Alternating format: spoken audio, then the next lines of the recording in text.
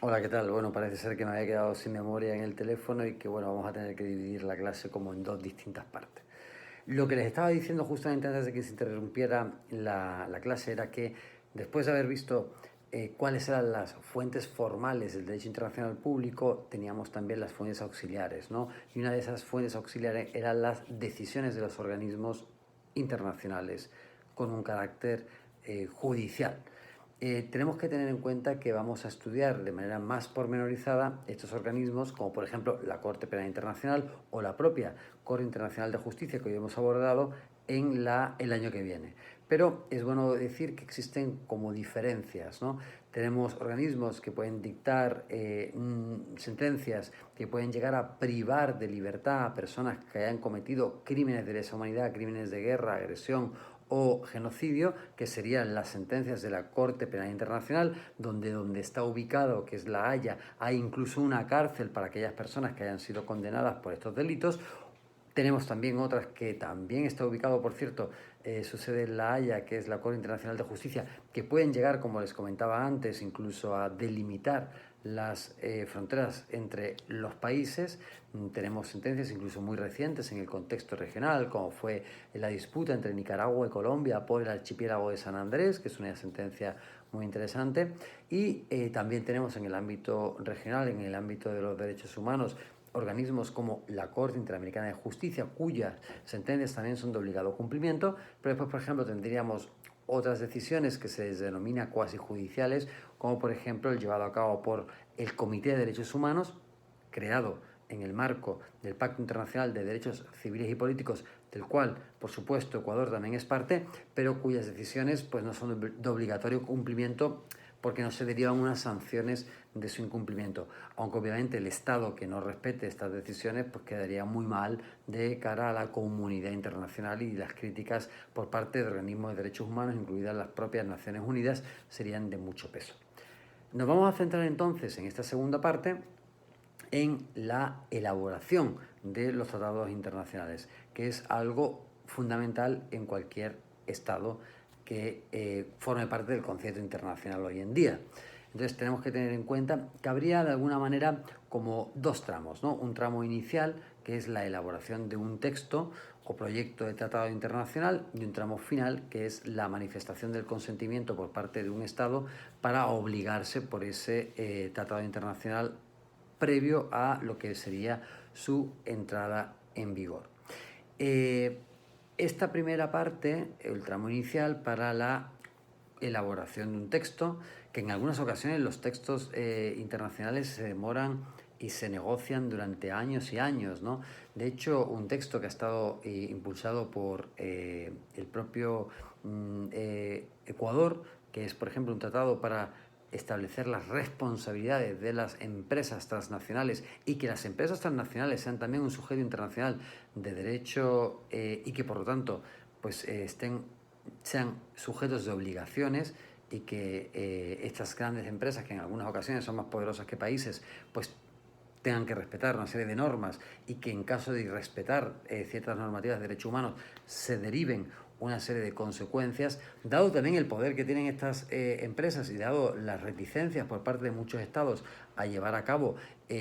regulaciones de las grandes empresas transnacionales, pues este tratado internacional lleva muchos años ya siendo negociado,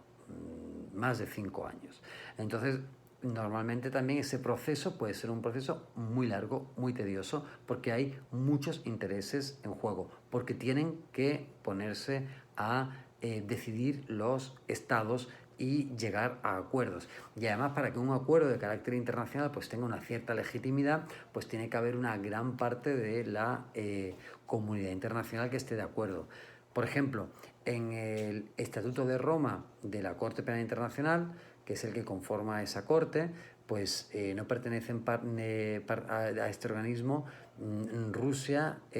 China y Estados Unidos, que son los tres países que tienen una mayor cantidad de armamentos y que son también los que producen muchos de los conflictos bélicos a nivel internacional, y los que de alguna manera pues incluso se derivan de sus acciones crímenes de lesa humanidad, crímenes de genocidio o crímenes de guerra. Entonces, imagínense, ¿no? obviamente la mayor parte de la comunidad internacional ha suscrito este tratado, entre ellos, por ejemplo, también Ecuador, pero, sin embargo, por ejemplo, estas grandes potencias no lo han hecho. No me quiero meter mucho en ese tema, pero como justamente en estos días salía la noticia de que Estados Unidos le había impuesto sanciones a la fiscal de la Corte Penal Internacional, precisamente porque se está investigando el rol y los crímenes cometidos por parte de Estados Unidos en la guerra de Afganistán, pues es interesante porque ha puesto de relieve este organismo internacional y porque también vemos cómo incluso tratados que no han sido suscritos por países, que sería una regla de oro ahora que vamos a desarrollar, cómo se tienen que llevar a cabo los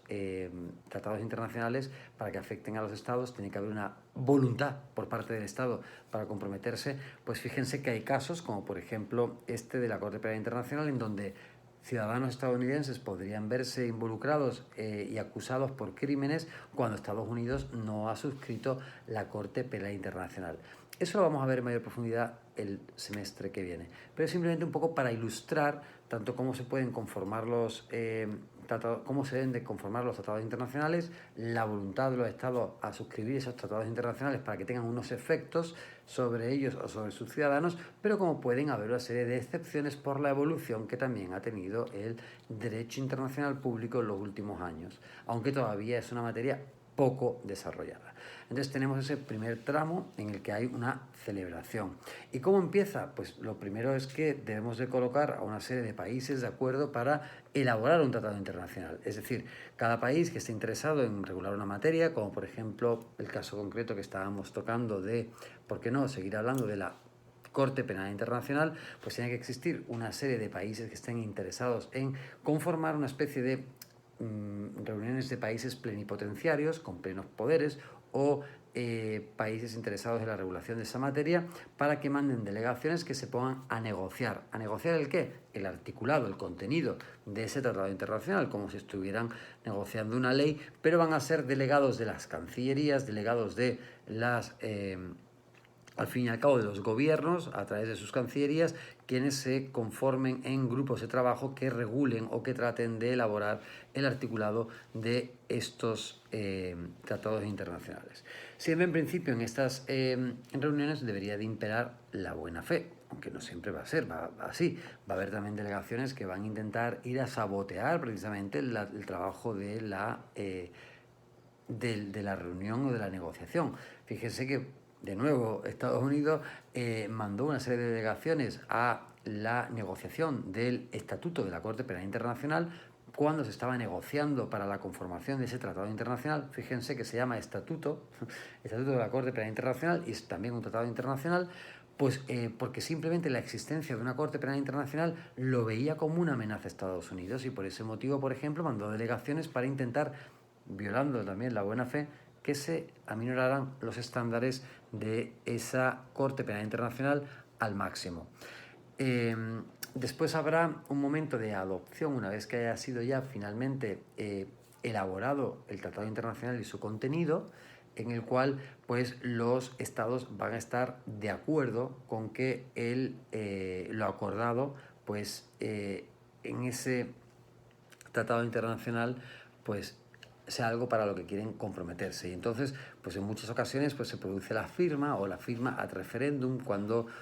quien representa a ese Estado piensa que no tiene la potestad como para firmar ese tratado internacional. Pero en cualquier caso, la firma del tratado internacional pues ya sería una voluntad por parte del Estado a llevar a cabo el último paso, que es la ratificación. ¿Cómo se hace la ratificación? Pues porque como normalmente en la negociación han estado representados solamente los representantes de los gobiernos de los estados, que serían en las democracias occidentales uno de los poderes de las funciones públicas de un Estado, por ejemplo, normalmente desde Montesquieu hay una división tripartita del poder entre el legislativo, el ejecutivo y el judicial. En el caso ecuatoriano, al igual que en otros países del nuevo constitucionalismo latinoamericano, como ustedes ya están estudiando en Derecho Constitucional, se da una división pentapartita del poder, se añaden a los tres poderes tradicionales también el poder electoral y el poder ciudadano, dependiendo de cómo sea la denominación que reciban esos dos poderes o funciones públicas extra, pero en principio pues tiene que ser el Estado, no solamente el representante del gobierno que negoció la elaboración del tratado, el que avale ese tratado internacional, porque quien se obliga no es el gobierno, quien se obliga es el Estado. Normalmente el proceso entonces se va a hacer por mediante donde el organismo donde hay una mayor diversidad de representación de las distintas tendencias políticas de los estados. ¿Cuál es ese lugar? El poder legislativo, donde confluyen muchas tendencias ideológicas y políticas distintas. Entonces, normalmente el encargado de llevar esa ratificación, dependiendo de cada país, como ocurre en el Ecuador, va a ser el poder legislativo. Y una vez que se produzca el proceso de ratificación de acuerdo a cuál sea la legislación interna, primera y segunda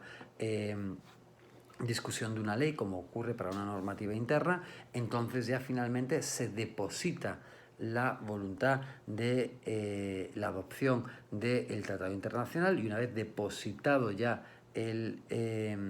Tratado Internacional, una vez que se obtenga el número determinado de estados que el propio estatuto o los propios estatutos, el propio Tratado Internacional estableció, ese tratado entraría en vigor. Por ejemplo, para el caso concreto de la Corte Penal Internacional, cuando se depositaba la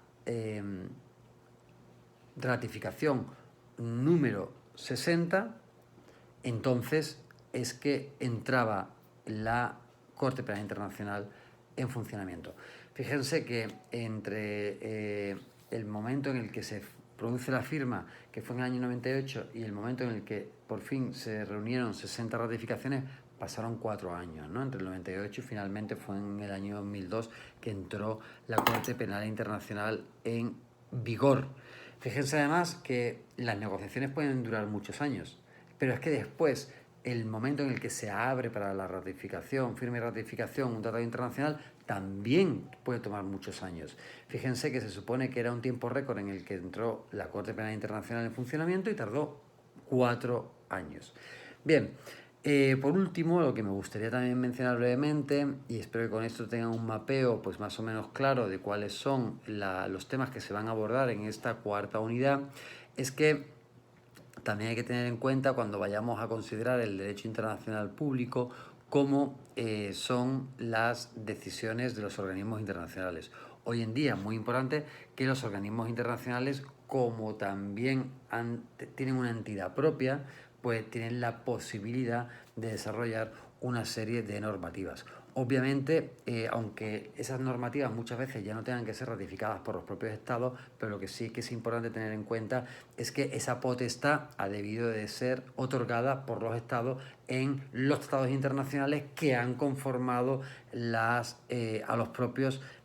organismos internacionales. Al final, como ven ustedes, a la hora de establecer cuáles son los mecanismos bajo los cuales se van a desarrollar las normativas internacionales, siempre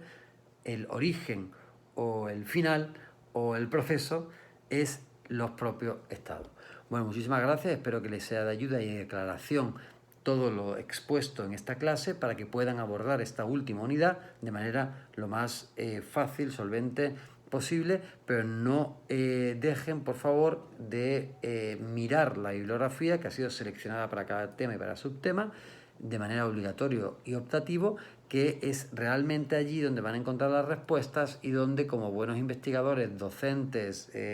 abogados y juristas en el futuro, es fundamental la destreza y que ustedes vayan a tener